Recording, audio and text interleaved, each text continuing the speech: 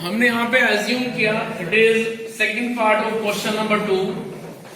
हमने ये एज्यूम किया कि यहाँ पे जो दो कंसेक्यूटिव इंटीजर की बात हो रही है वो इंटीजर x और x+1 है। अब क्वेश्चन बोल रहे हैं कि उनकी प्रोडक्ट 306 है, तो हमने उनको मल्टीप्लाई करके इक्वल टू 306 के। अब यहां से इनको सोल्व किया तो मिलता है x² + x 306। इसको ट्रांसफर करेंगे राइट से लेफ्ट में तो बनेगा x² + x माइनस, अब करेंगे आप फैक्टर। कोफिशिएंट ऑफ x² वो मेरे पास में 1 है, 1 की मल्टीप्लाई आप करेंगे 306 में तो आएगी 306। अब कर ले इसके फैक्टर, इस तरह से कर लेना।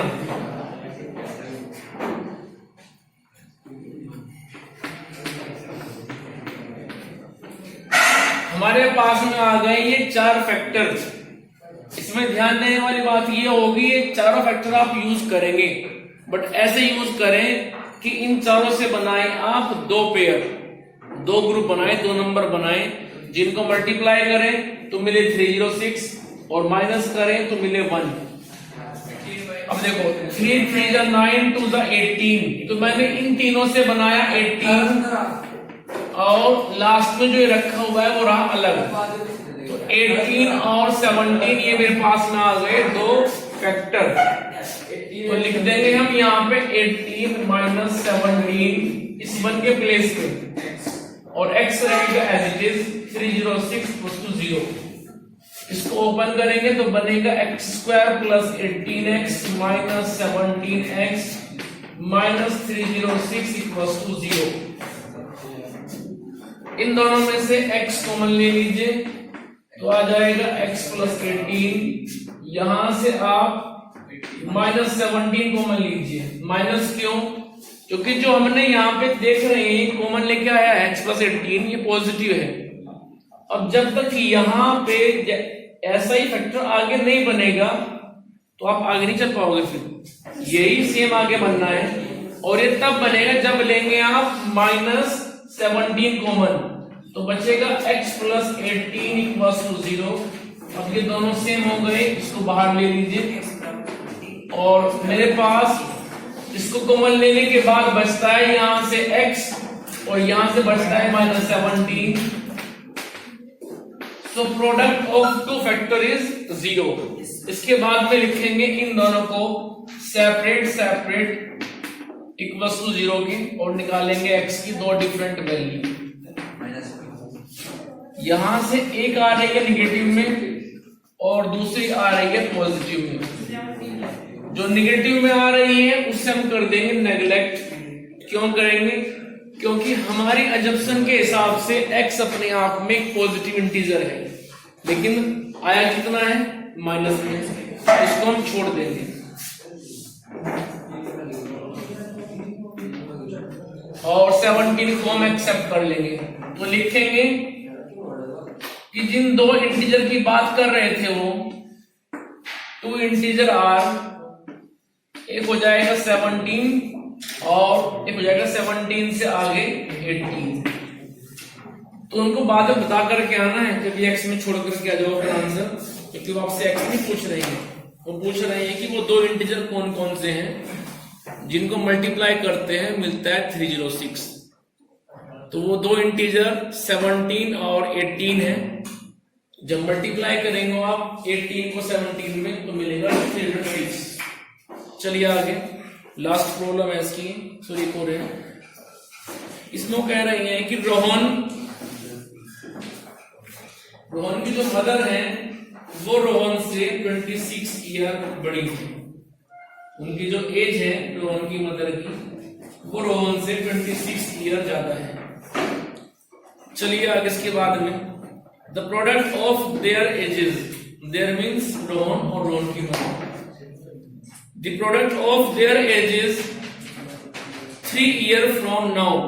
वो कह रहे हैं कि अब से 3 साल बाद दोनों की एज निकाल करके, रोहन की भी और जो रोहन की माता जी है उनकी, दोनों की एज निकाल करके 3 साल बाद उनको मल्टीप्लाई करें तो मिलता है 360, ऐसा वो कह रहे हैं। तो बाद में पूछ रहे हैं आपसे कि रोहन और रोहन की जो मदर है उनकी प्रेजेंट टाइम पे एज क्या है। देखो स्टार्टिंग में बोला गया है कि रोहन की मदर रोहन से 26 ईयर ज्यादा है। तो यदि किसी तरह से हमें रोहन की एज मालूम हो जाए तो मदर की एज हम खुद निकाल लेंगे। कैसे? 26 प्लस कर देंगे, मदर की एज जाएगी। तो क्यों ना हम फिर एक काम करें, रोहन की एज को हम x मान लें। जैसे रोहन की एज को हम x मानेंगे तो जो माता जी है उनकी आ जाएगी एज x प्लस 26। तो इस तरह से आज प्रेजेंट टाइम पे हमें उन दोनों की एज मिल जाएगी, रोहन की एज x और रोहन की मदर की एज x प्लस 26। अब चलेंगे 3 साल बाद। रोहन आज x का है तो 3 साल बाद हो जाएगा वो x प्लस 3 का, और माता जी आज x प्लस 26 की है, वो हो जाएंगी x प्लस 29 की। तो इस तरह से हमारे पास में 3 साल बाद उनकी एज आ गई x प्लस 3 और x प्लस 29। इन दोनों को आप मल्टीप्लाई करो और बराबर रख दो 360 के, कर लेंगे, आंसर आ जाएगा। चलिए अब आइए लास्ट पार्ट पे। लास्ट पार्ट में कह रहे हैं वो अ train travel a distance of 480 kilometre at a uniform speed. एक ट्रेन है जो चलती है 480 किलोमीटर तक विद यूनिफॉर्म स्पीड। उसकी स्पीड अपने आप में कांस्टेंट है, उसमें कुछ चेंज नहीं कर रहे हैं, वो चलती जा रही है। ठीक है भाई, मान लो ट्रेन चली हो दिल्ली से और पहुंच गई वो कश्मीर। तो जब वो ट्रेन चली दिल्ली से कश्मीर तक, उसकी स्पीड यूनिफॉर्म थी, वो पहुंच गई, उसका टाइम निकाल लिया हमने। उसके बाद जब चली वो कश्मीर से दिल्ली के लिए, तो हमने उसकी स्पीड को 8 किलोमीटर पर आवर कम कर दिया। जो उसकी स्पीड जाते वक्त थी हमने उसमें से 8 किलोमीटर कम कर दिया आते वक्त। तो उसको अब दिल्ली आने में 3 घंटे एक्स्ट्रा लगे हैं, ऐसा वो कह रहे हैं। जब गई ट्रेन वो दिल्ली से कश्मीर, उन्होंने टाइम नोट कर लिया, स्पीड नोट कर ली जिस स्पीड से वो आई, लेकिन उधर से चलते वक्त उन्होंने उसकी स्पीड को 8 लेस कर दिया। स्पीड थी 43 थी, तो उसमें से 8 कम कर दीजिए आप, ठीक है, तो हो जाएगी 35। ऐसे वो कह रहे हैं कि स्पीड जो भी थी उसकी आते वक्त जाते वक्त उसकी स्पीड को हमने 8 किलोमीटर पर आवर कम कर दिया। और जब वो दिल्ली पहुंची तो टाइम नोट किया गया और बाद में ये निकाला गया कंक्लूजन कि उसको 3 घंटे एक्स्ट्रा लगे आते वक्त। ठीक है, तो पूछ रहे हैं आपसे कि ट्रेन की स्पीड क्या थी। नहीं, एक बार में निकाल लो, दूसरी बार तो ऑटोमेटिक आ जाएगी, 3 कम कर देंगे। तो सुनो ध्यान से, हम एज्यूम कर लेते हैं कि जाते वक्त जब ट्रेन चली दिल्ली से उसकी speed x kilometre per hour थी। अब ट्रेन चली 480 किलोमीटर, तो हमारे पास डिस्टेंस है 480, स्पीड हमारे पास में x हो गई, तो क्यों हम टाइम निकाल लें जो लगा है उसको जाने में कश्मीर तक, कितना distance upon speed, it means 480 upon x। तो 480 अपॉन x वो टाइम है जो उस ट्रेन ने जाते वक्त लिया। अब बात कर लेते हैं आते वक्त। आते वक्त डिस्टेंस तो वही रहेगी क्योंकि कश्मीर भी वही है, दिल्ली भी वही है। डिस्टेंस कितना है 480, ऐसा वो कह रहे हैं। तो हुआ क्या कि आते वक्त स्पीड x नहीं रही, स्पीड हो गई आते वक्त x -8।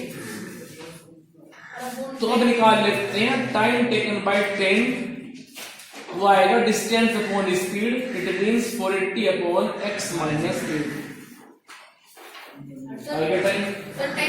तो टाइम निकाल लिया हमने जाते वक्त भी और आते वक्त भी, लेकिन इन दोनों टाइम में 480 अपॉन x में और 480 अपॉन x माइनस 8 में, इन दोनों में 3 आवर्स का डिफरेंस है। तो इनको आप आपस में माइनस करके बराबर रख दो 3 आवर्स के, ठीक है। लेकिन यहां पे पहचानने वाली बात ये होगी, जिसको टाइम लगा था जाते हुए 480 अपॉन x और आते हुए उसको टाइम लग रहा है 480 upon x minus 8।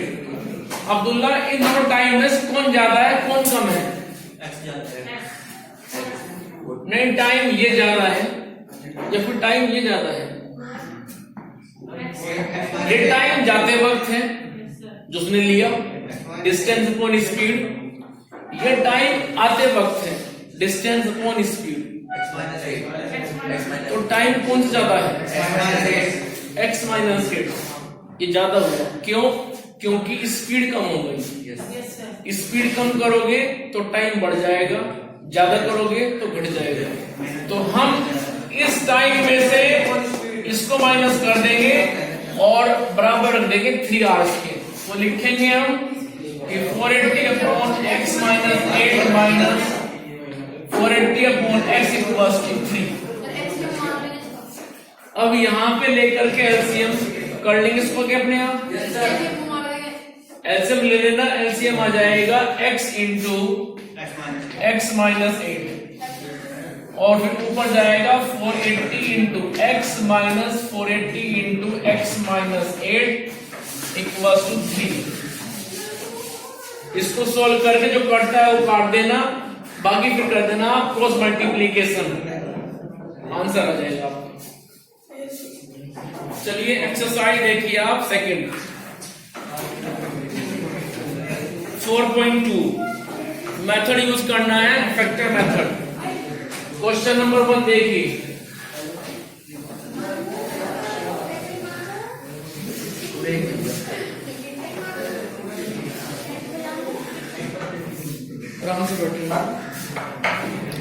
Question number 1 में 5 पार्ट दिए हैं। क्वेश्चन नंबर 1 में देखिए first part, exercise 4.2 question number 1 first part, X square minus 3x minus 10 equals to 0। सबसे पहले चेक करते हैं हम फैक्टर मेथड में जो आप कह रहे थे कि एक्स स्क्वायर में जो कोफिशिएंट है वो निगेटिव है या पॉजिटिव है? अभी पॉजिटिव है, पॉजिटिव 1 है, ठीक है। लेकिन बाय द वे यहां पे होता माइनस, तो हम इसको माइनस से मल्टीप्लाई करते हैं, ठीक है। चलिए अभी यहां पॉजिटिव है, अब 1 इंटू 10 बनेगा 10। तो 10 क्या हम करेंगे, ऐसे दो फैक्टर जिनको मल्टीप्लाई करें 10 आ जाए और माइनस करें तो 3 आ जाए, हो जाएंगे 5 और 2। तो इसको लिखेंगे हम x square minus 5 minus 2 into x रहेगा as it is minus 10 equals to 0। अब इसको ओपन कीजिए, इधर से माइनस जाएगा उधर से एक्स आएगा, तो बनेगा X square minus 5x minus minus plus 2x minus 10 equals to 0। अब स्टार्टिंग के जो दो फैक्टर हैं, दो टर्म हैं, एक्स स्क्वायर और माइनस 5x, इन दोनों में से x कॉमन ले लीजिए। तो कॉमन लेने के बाद x बचेगा x माइनस 5, और जब इन दोनों में से कॉमन लेंगे तो बचेगा 2 time of x minus 5 equals to 0। अब ये दोनों मेरे पास में सेम आ चुके हैं, x माइनस 5 x माइनस 5। जब तक ये सेम नहीं आएंगे तब तक आप आगे नहीं चलोगे, फिर ध्यान नहीं, इन दोनों का सेम आना जरूरी है। तो जब ये दोनों सेम आ गए हैं, इसको मैं कॉमन ले लूंगा बाहर, तो मेरे पास कॉमन आ चुका x माइनस 5। बाकी क्या बचता है, यहां से बचेगा x, इधर से बचेगा प्लस 2, तो आएगा x प्लस 2 इक्वल्स टू 0। अब इसके बाद में रखेंगे इनको आप separately equals to 0। So x minus 5 equals to 0 और x प्लस 2 इक्वल्स टू 0। तो यहां से x की वैल्यू आएगी 5 और यहां से x की वैल्यू आएगी -2। क्योंकि ये वर्ड प्रॉब्लम तो नहीं थी, इक्वेशन दी हुई थी हमें यहाँ पे बनी बनाई। क्यों अब्दुल्ला? इक्वेशन बनी बनाई दी हुई थी, तो ये दोनों आपके आंसर हैं 5 और -2। लेकिन यदि कोई वर्ड प्रॉब्लम होती तो फिर हम चेक करते कि x क्या है, x एज है या फिर x लेंथ है। ठीक है, चलिए सेकंड पार्ट भी ऐसे ही होगा। जरा थर्ड पार्ट देख लीजिए एक बार। चलो दोनों करा देंगे। थर्ड में आओ पहले। थर्ड में क्या रहे हैं, √2x² plus 7x plus 5√2 equals to 0। ये दिया हुआ है। तो रूल क्या होता है अब्दुल्ला? पीछे बात बताओ। Coefficient of x² and constant term दोनों को मल्टीप्लाई करते हैं रूल के अकॉर्डिंग। कोफिशिएंट ऑफ x² कितना है मेरे पास में इस वक्त? √2। अरे यहां समझ लो बात में, लोग समझ नहीं है। कोफिशिएंट ऑफ x² मेरे पास में है √2, कांस्टेंट टर्म है 5√2। दोनों को मल्टीप्लाई करेंगे। जब दोनों को मल्टीप्लाई करेंगे √2 बनेगा 2, 5 जब बनेगा 10। अब 10 के हमें से करनी है दो फैक्टर जिनको प्लस करे 7 आ जाए, 5 और 2। तो हम लिखेंगे कि √2x² प्लस 7 के प्लेस में हम लिख देंगे 5 प्लस 2। x रहेगा as it is plus 5√2 equals to 0। अब इसके बाद में √2x² ये रहेगा एज इट इज। ये जो x है इसकी मल्टीप्लाई पहले 5 में होगी, फिर इस x की मल्टीप्लाई 2 में होगी, तो बनेगा 5x प्लस 2x। तो यहां पे लिखेंगे हम 5x plus 2x plus 5√2 equals to 0। अब ये हमारे पास में आ गई 4 टर्म। 4 टर्म में जो स्टार्टिंग की 2 है उसको आप एक साथ रखेंगे और जो बाद की 2 टर्म है उनको आप रखेंगे एक साथ। जो स्टार्टिंग की 2 टर्म है इनमें कुछ भी कॉमन फिलहाल नहीं है एक्सेप्ट x। सिर्फ x कॉमन है, उसी को हम ले लेंगे। तो यहां से बचेगा √2 टाइम ऑफ x और यहां से बचेगा 5। अब ये मेरे पास में 2 टर्म है और ध्यान से देखना, x यहां है उधर नहीं है तो x तो कॉमन नहीं है। लेकिन जो 2 है 2 के पास में 2 √2 है, जो कि √2 इंटू √2 होता है 2। तो जब इस 2 के पास में 2 √2 है, क्योंकि इस 2 को आप समझिए √2 मल्टीप्लाई बाई √2, तो हम यहां से √2 कॉमन ले लेंगे। √2 कॉमन लेते ही यहां पे एक √2 बचेगा। ठीक है, तो ये आ जाएगा √2x प्लस 5। सुनना,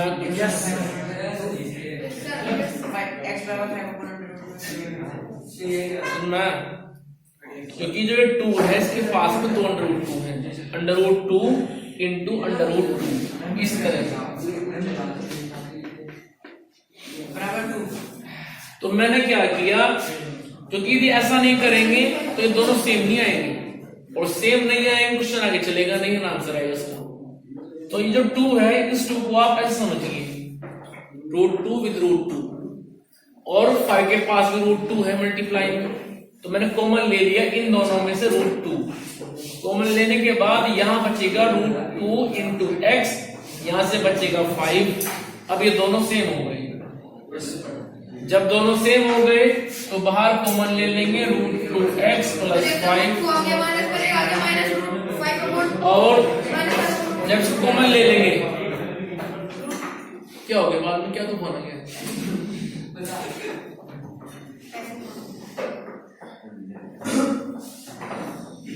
आप वहां से खड़े हो जाओ, लेकिन इधर आओ, इसलिए उठा रहा हूं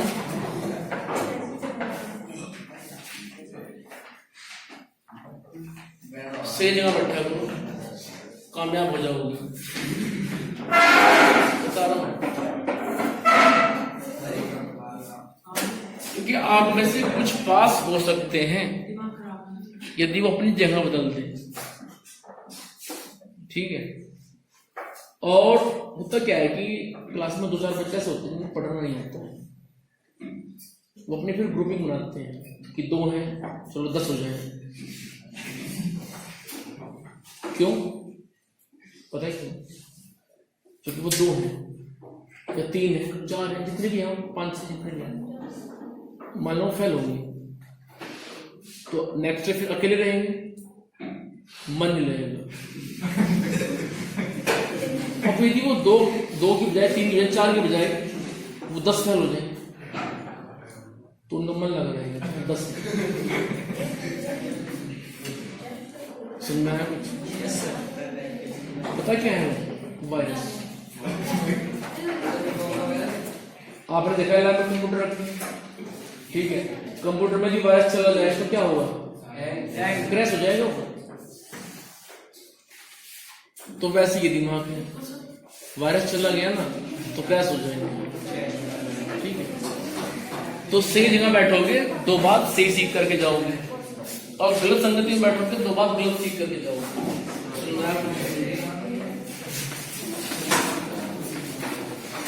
बाकी तुम्हारी मर्जी है कि आपको डिस्ट्रॉय होना है, अपने आप को डिस्ट्रॉय करना है या बनाना है, वो आपकी मर्जी है, समझाना हमारा काम है।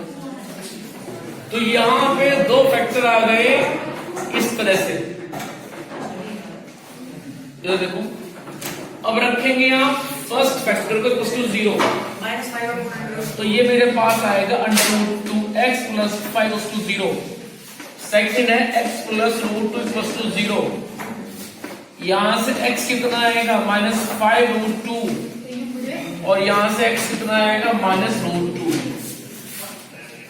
तो इस तरह से मेरे पास में x की आ गई 2 वैल्यू, √2 और -5/√2। चलिए आगे, इसके बाद इसकी जो 4th प्रॉब्लम है वो देखते हैं।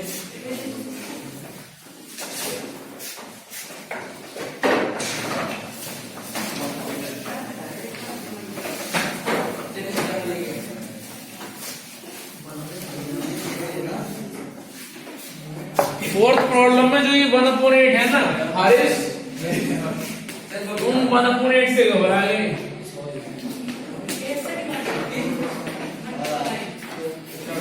यदि ये 8 ना होता तो आप कहते कि यस आई कैन डू, लेकिन आप इस 8 से घबरा गए। तो सुनो ध्यान, इक्वेशन में 1/8 आई, चाहे इसमें भी होता, मान लिया 4 होता, ठीक है, तो उनसे घबराना नहीं है। उनके 2 तरीके हैं, या तो आप उनका ले लीजिए एलसीएम, जैसे इसका फोन में 1 है, इसका फोन में 4 और ये 8, तो आप 1, 4, 8 का एलसीएम ले लो, एलसीएम आएगा 8, ठीक है। और इसको ऐसे लिख करके 8 में फिर कर लो। उधर क्या है 0, क्या होता है 0, 0.1 लिख लो, फिर कर दो क्रॉस मल्टीप्लाई, ऐसे भी आप कर सकते हो। एक तरीका क्या है, एक तरीका ये है, उस बात रख देंगे इसमें, एक तरीका ये है कि 1, 4, 8 का लेके एलसीएम 8 आएगा, उस 8 से आप मल्टीप्लाई कर दो तीनों टर्म्स को। जब 8 यहां जाएगा बनेगा 16, जब 8 यहां जाएगा तो 4 काट देगा उसको 2 टाइम, वो 2 जाएगा x के साथ बनेगा -2x, फिर 8 यहां जाएगा तो ये 8 काट देगा उस 8 को, तो 1 बचेगा, ठीक है। चॉइस आपकी है कि आप ऐसे करेंगे या फिर मल्टीप्लाई करके तब करेंगे, ठीक है, कैसे भी कर लेना, आंसर सेम आएगा। तो मैं इसको अभी जो है मल्टीप्लाई करता हूं, मैं इसको पूरी इक्वेशन को 8 से, ठीक है, क्योंकि एलसीएम लेंगे फिर क्रॉस मल्टीप्लाई करेंगे, टाइम लग जाएगा काफी। तो अच्छा तरीका यही है कि आप एलसीएम लो और उससे मल्टीप्लाई कर दो सभी को। जब 8 से मल्टीप्लाई यहाँ होगी तो बनेगा 16x², फिर 8 से मल्टीप्लाई यहाँ पे होगी 8x, फिर यहाँ पे होगी तो कट जाएगा इससे, बचेगा सिर्फ 1, 8 इंटू 0 0, यहां जाओगे आप सीधे। अब देखो 1 इंटू 16 तो बनेगा मेरे पास 16, coefficient of x² and constant term दोनों को मल्टीप्लाई किया मैंने। अब 16 के कर लो आप ऐसे दो फैक्टर जिनको मल्टीप्लाई करें 16 और प्लस करें तो 8 4 4। देखो इस साइन को कभी देखते नहीं है, ये साइन हम कभी यूज नहीं करते हैं, सिर्फ देखते हैं इस साइन को कि यहाँ प्लस है या माइनस है। मल्टीप्लाई करें 16 प्लस करें तो 8 आ जाएगा, ठीक है। तो बनेगा 16x² माइनस 8 को ब्रेक कर देंगे हम 4 + 4 में, और प्लस x रहेगा ऐसे ही इंटू x + 1 = 0। इसको और ओपन करें तो मिलेगा -4x + 1 = 0। अब इन दोनों में से कॉमन आ रहा है एक तो x और कॉमन आ रहा है 4, क्योंकि 16 यहाँ पे है 4 यहाँ पे है, 16 एंड 4 दोनों के दोनों कटते हैं 4 से, तो कॉमन आ रहा है इस वजह से 4, तो 4 भी कॉमन ले लेंगे। तो जब 4x कॉमन आ गया तो यहाँ बचा केवल 4x और यहाँ बचेगा -1। यदि इसी को कोई प्रॉब्लम हो कि ये सही है गलत है तो एक काम कर लेना, इसकी मल्टीप्लाई इन दोनों में कर दो। यदि यहां से आप यहां आ रहे हो मल्टीप्लाई करके तो आप सही है, वरना गलत है। जब 4x की मल्टीप्लाई 4x में होगी तो बनेगा ये 4x × -1, ये बनेगा। इन दोनों में से कॉमन ले लीजिए -1 तो आ जाएगा 4x - 1। क्यों लिया मैंने -1 कॉमन?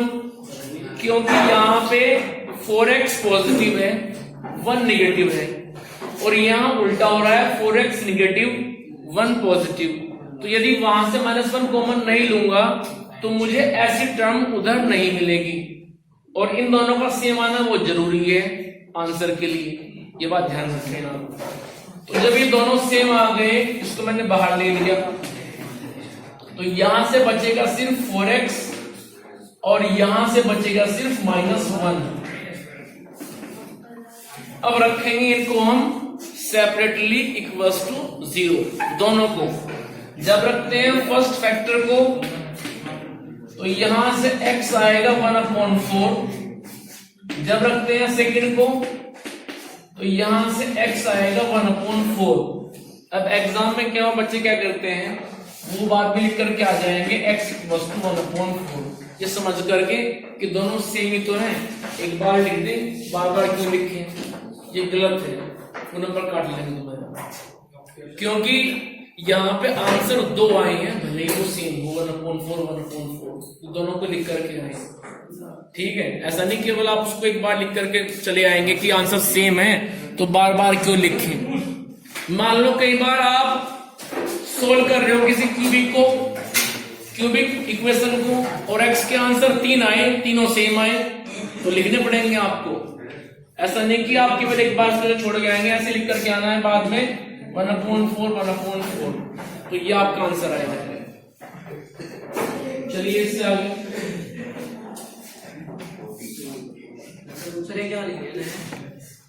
हाँ, बाद में एक जहां लिख देना है, लेकिन दोनों लिख देना, ऐसा ना हो कि सिर्फ एक लिख करके चले आओ, क्योंकि जब इक्वेशन में पावर 2 है x की तो आंसर 2 आएंगे उसके, एक थोड़ा ना आएगा। चलिए क्वेश्चन नंबर 2 ये आप खुद करेंगे। क्वेश्चन नंबर 3 देखिए, पूछो।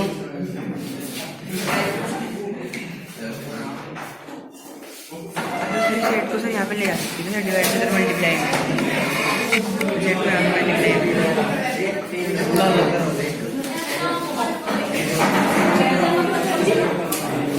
क्या हुआ बीच में? सर हमने सर इसकी मल्टीप्लाई 8 से भी करी सर, 6 से करी। यहाँ पे उसने बैठा था फिलहाल, जल्दी बैठो जाकर। क्वेश्चन नंबर देखिए आप 3, क्वेश्चन नंबर 3 देखिए। 3 में कह रहे हैं वो two numbers whose sum is 27 and product is 182.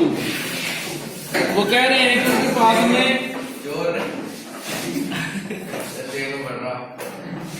उनके पास में दो ऐसे नंबर हैं, जब उनका सम करते हैं तो 27 मिलता है।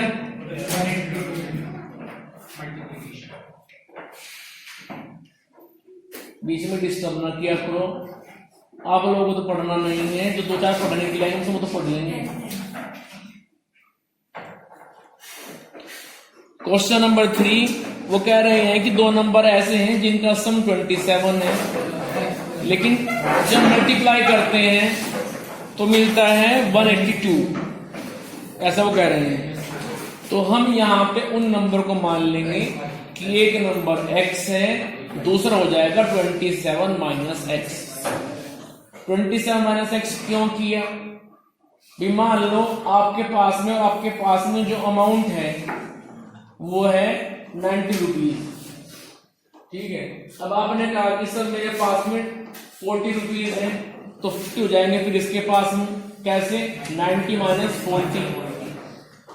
वो कह रहे हैं कि दो नंबर का सम 27 है, इट मीन्स यदि उनमें से एक नंबर x है तो दूसरा हो जाएगा 27 माइनस एक्स। चलिए आगे, फिर वो कह रहे हैं कि उनका प्रोडक्ट 182 है, तो हम x को मल्टीप्लाई कर देंगे 27 माइनस एक्स के साथ और बराबर रख देंगे 182 के, ठीक है। इक्वेशन बनेगी, उसको सोल्व कर लेना, आंसर आ जाएगा। इसके बाद देखिए आप क्वेश्चन नंबर 4। क्वेश्चन नंबर 4 में कह रहे हैं वो कि दो कंसेक्यूटिव पॉजिटिव इंटीजर है। तो भी ये रुक जाओ, जब दो कंसेक्यूटिव पॉजिटिव इंटीजर हैं तो मान लीजिए कि वो x और x प्लस 1। फिर वो कह रहे हैं कि सम ऑफ हुज स्क्वायर इज 365। जब उनके स्क्वायर करके सम करते हैं तो मिलता है 365। हम वो दो नंबर जिनकी वो बात कर रहे हैं उनको मान लेंगे x और x प्लस 1, क्योंकि उन्होंने कहा है क्वेश्चन में कंसेक्यूटिव पॉजिटिव इंटीजर। तो यदि एक नंबर x है तो दूसरा हो जाएगा फिर x प्लस 1। फिर वो कह रहे हैं कि सम ऑफ हुज स्क्वायर इज 365।